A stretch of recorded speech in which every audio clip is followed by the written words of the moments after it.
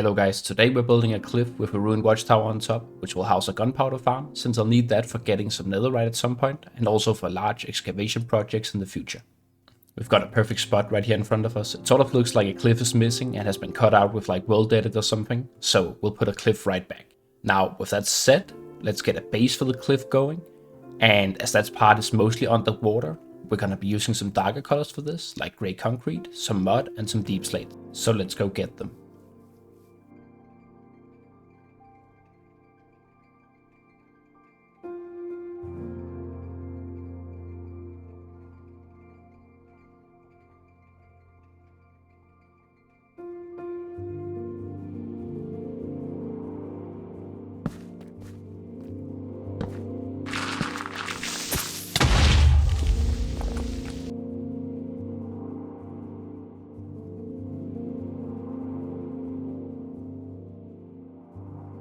Alright, so that is all the deep slates that we need. I also picked up a little bit of gravel and we got some rare metals here as well.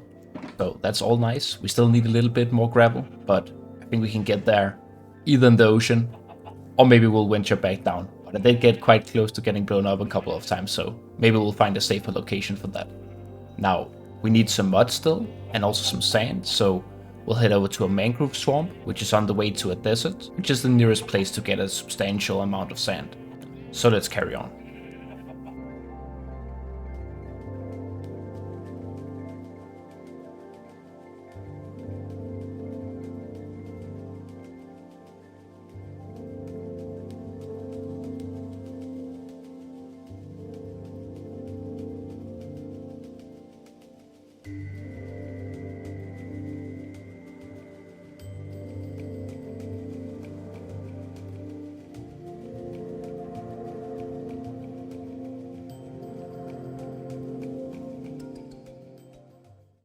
Alright, so all the blocks have been gathered and we've got them lined out here in the chests.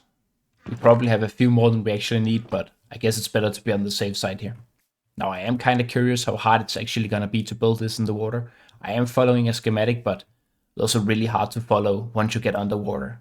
And also, I don't have a helmet, so no aqua affinity or respiration or whatever to help things along. So this might actually be quite cumbersome to get done. But yeah, without further ado, let's get to building.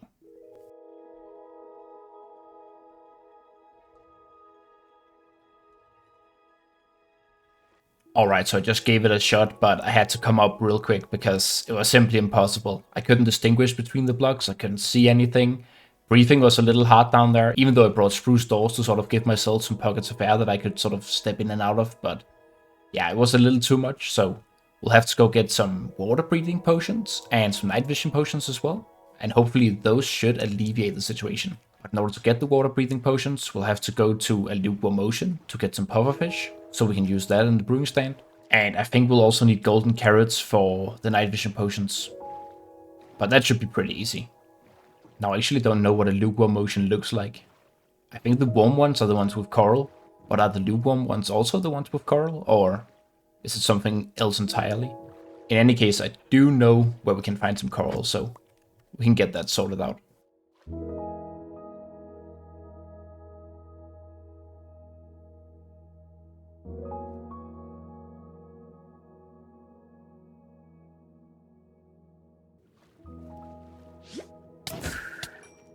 There we go. Okay, that's one.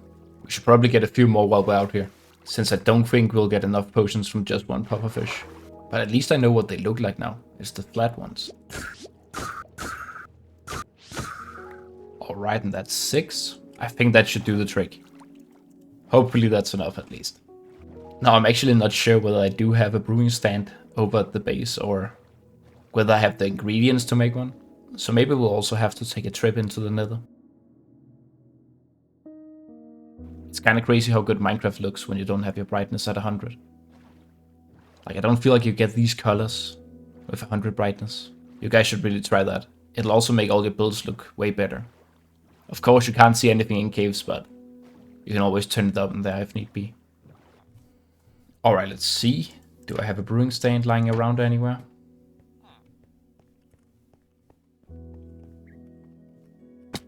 Certainly not down here. I mean, this would have to be it. Nope. Right, let's turn that into golden carrots. Alright, so I don't think I have a brewing stand, so let's head into the nether. There we go. Is that a music disc? I guess that's new. I haven't seen that before, nice. I only know where one fortress is, and I think I've already looted that one, so we'll probably have to head back to the old base in order to get what we need. It's also been quite a while since I've been there, so it'll be good to see it again.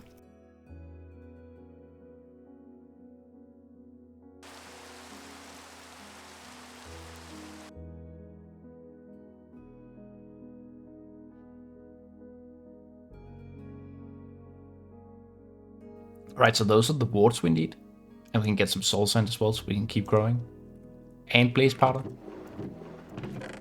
But I was kinda hoping we'd get a blaze rod as well. Or brewing stand. I'm not quite sure what that one is. I feel like there's no way I wouldn't have gotten extra blaze rods, but maybe I didn't. Alright, so to the nether fortress we go then.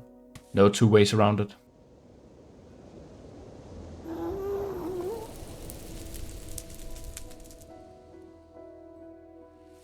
One blaze rod so far. I feel like we might as well get a few while we're here.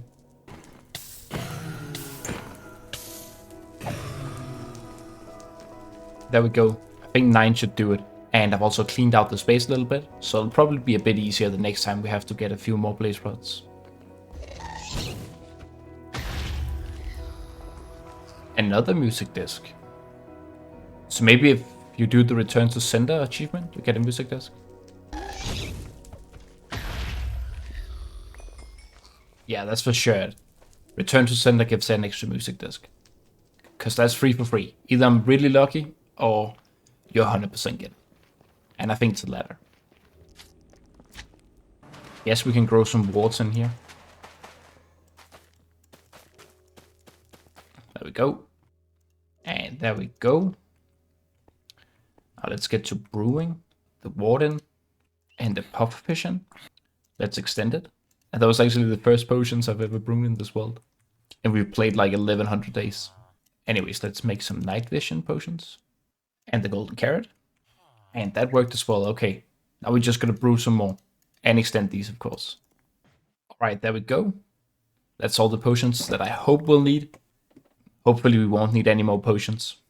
Or we can always come back and brew a few more if need be. But in any case, I think it's high time to get building. So let's get to it.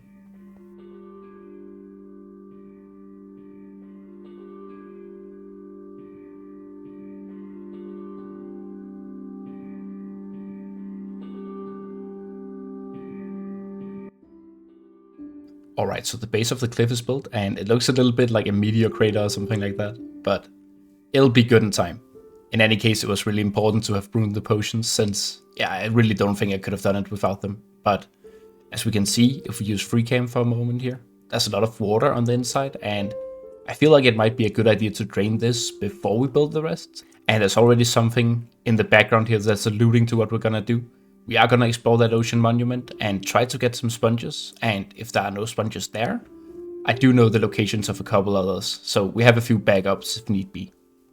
I've also prepared a lot of doors and a bunch of milk buckets, so hopefully we can find some sponges and get out in time before we get the mining fatigue from the big guardian.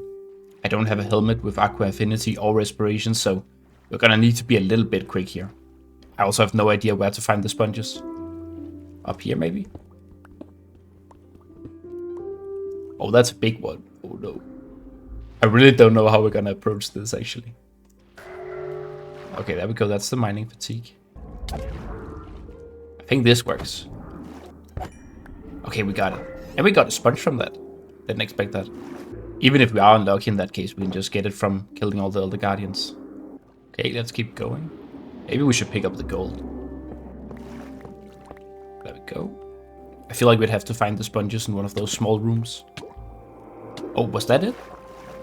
Yeah, that's it. That's sponges. Okay, let's go. How does one pick up sponges fast? Maybe with like a hoe or something. And that's it. Nice. I think 33 is a pretty good haul. So let's just leave the doors and get out of here. I actually feel like we got pretty lucky with the sponges here. I think I sometimes have had to search for multiple in order to get them, so I don't think it's a guarantee by any means. Or maybe I just don't know where they are. That was a little bit annoying. Let's get these smelted here. Well, not smelted, dried. Let's get them dried. And let's go drain the crater over here.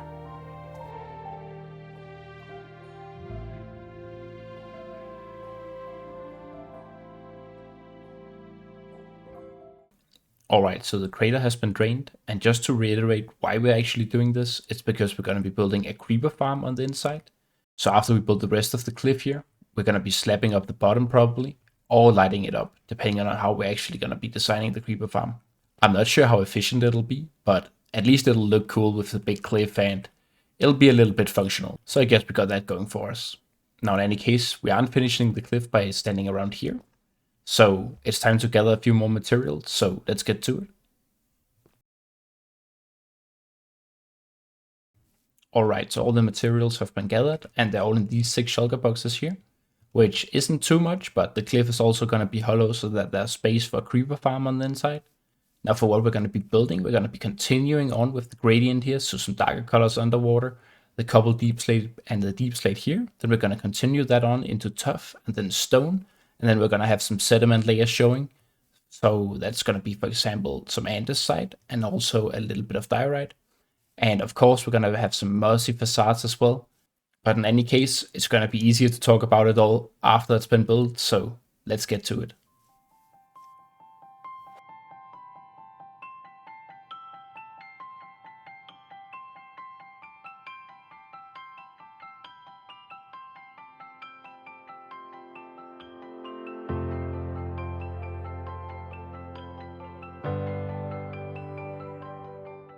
Alright, so the build is all finished up, and I'm really happy with how it turned out actually. That was not supposed to happen. Okay, one second. Alright, so as I was saying, I like how it's turned out, and let's take a look at it in Freecam here. So the waterfall here is a temporary feature, which is gonna go away in a little bit, but other than that, I should probably start with how I made it first. So I've been using the tool called Axiom, which, well, I can't use it in a single player here because I don't have cheats turned on, but I used that and cylinder form to sort of create the base shape here, which I had rotated a little bit. And then I added some more cylinders on the sides to give it a more structured shape in terms of having a wide base. And so you can probably see that there's something cylinder-like going down here and another one going up here. So there's multiple cylinders involved in this one. And then I use some brushes to create the gradients from like mud up until the deep slate and the tuff. And after that, the rest of the build is handmade. So all the moss and stuff like that has been added in manually afterwards. In any case, I really like the sediment layers that we've made here. I really like the white stuff and the small cracks that we've added in to sort of break things up a little bit. And the fact that it sort of protrudes and goes into the rock. And we also have a couple more basic sediment layers here with the andesite. And these sort of wrap around the build at different layers, and some are slightly offset. For example, you can see that we have a little more distance between the layers here than we have further up, which also makes sense because in nature things aren't completely cyclical. And we also have one with grey wool here. Anyways, I tried to sort of utilize quite a bit of moss, but also not too much so that it doesn't overshadow things. So we do also have some spaces here where we don't have too much moss. And I've also tried to ensure that it wasn't too much dirt on the lower layers. For example, we could have had some grass and coarse dirt down here as well. But the idea is that the spray from the ocean and the salt water that would get up onto this point here would probably make it barren. So there's no grass and flowers down here, but there are some further up. And it sort of also transitions a little bit. So it's a little darker down here, whereas it's a little greener up top. Now, there are also brown patches up here, but there isn't too much reason behind that. I just thought it looked cool, and it made sense that since it's on a rock, that it wasn't completely lush, but had some dry spots as well.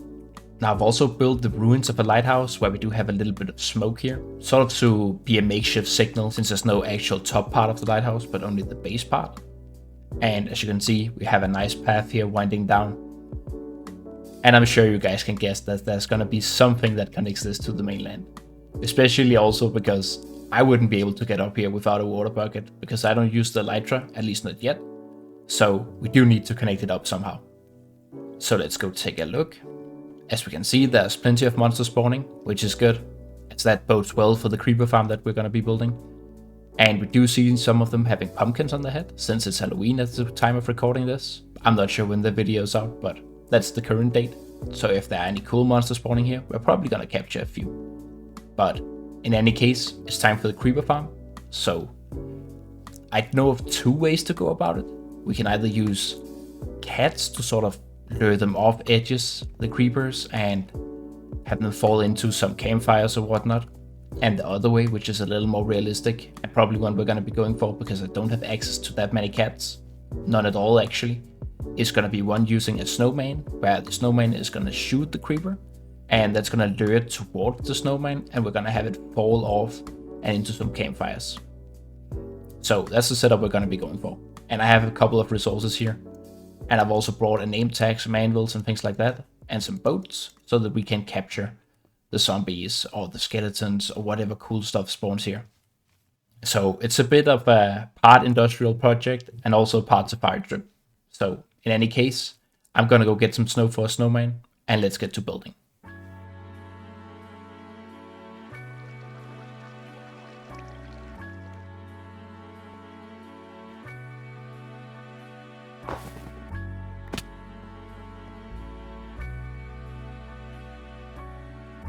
Alright guys, so the farm is complete and I'm standing here in the AFK spot next to the campfires, and I've been running the farm for most of the day cycle. So let's go see the drops, or the day part of the day cycle. We currently have the entrance just down here. I think we'll fix this at some point, maybe have a small entrance here and some sort of cave-like shape that winds down to the lower levels. I think that could look pretty good. But yeah, this massive tube here is the farm, and within it we have about 10 layers of creeper farm, or 9, one of those two. And I'll be honest, it took way longer to build than I expected. Like when I designed it in creative mode, in my creative testing world, it was so much easier because I could just fill in the layers at a time, but here having to actually place the blocks, and especially these trapdoors, they are so annoying. But in any case, we do have it, so let's go check out the drop rate. If I can make it down the ladder. Okay, here we go. And we do have some creepers here, as we can see. So something is definitely happening, which is good. And that's about 4 stacks, 2 stacks, and 3 stacks. So not too bad, about 9 stacks in total here from the daylight part of the cycle. And I know it doesn't look like a lot is spawning at the moment, and that's because there isn't. And that's due to the fact that we're currently loading a lot of the layers, so it does make sense that not a lot happens. But if we go up, I can show how much happens when we stand up in the AFK spot by using Freecam. We really need to get a better way to get up here than the water bucket. Oh, and in case you guys are wondering, the reason that there wasn't any cool mobs from Halloween is because this is recorded way later than that. But when I was actually going to capture them, the clock had just turned past midnight on the 31st, so the zombies stopped spawning with pumpkins, sadly. Okay, let's try to get up here without destroying all the vegetation that we've planted. There we go. One day I'm gonna ruin it and all the short grass is gonna disappear. Alright, so this is the AFK spot. Let's try to open the Freecam. Here we go. Oh, that's not a lot, but they'll come. Yeah, okay. Here we go. They are coming. It would have been a really bad example if there are none. Just like this right now. But as you can see, they trickle down slowly, so it's all good. It does work. I was really nervous about this not working. I had designed another build over in those mountains, and when I then turned on the creeper farm, nothing happened. Like, there was so few creepers that spawned, and I was so sad. And I think that's because of the fact that I built it underground, so a lot of like the cave systems also took up the spawning space, whereas here we do have some in the ocean as well, but not a lot, and it's pretty isolated from the mainland. So when we're here, there isn't really that many other spaces for mobs to spawn. Now I'm really relieved that the farm works, because it took the better part of 5 hours to gather the materials and build it, and like I had to place over 6,000 trapdoors, which is a pain to place if you guys have tried that, because the hitboxes are so small, so it's really hard to get them down. I'm super relieved, because otherwise it would have been a little bit of an anticlimactic ending. But in any case, guys, I hope you enjoyed. In the next episode, we're gonna build something to take us across the ocean and onto the cliff, so stay tuned for that, and I hope to see you there.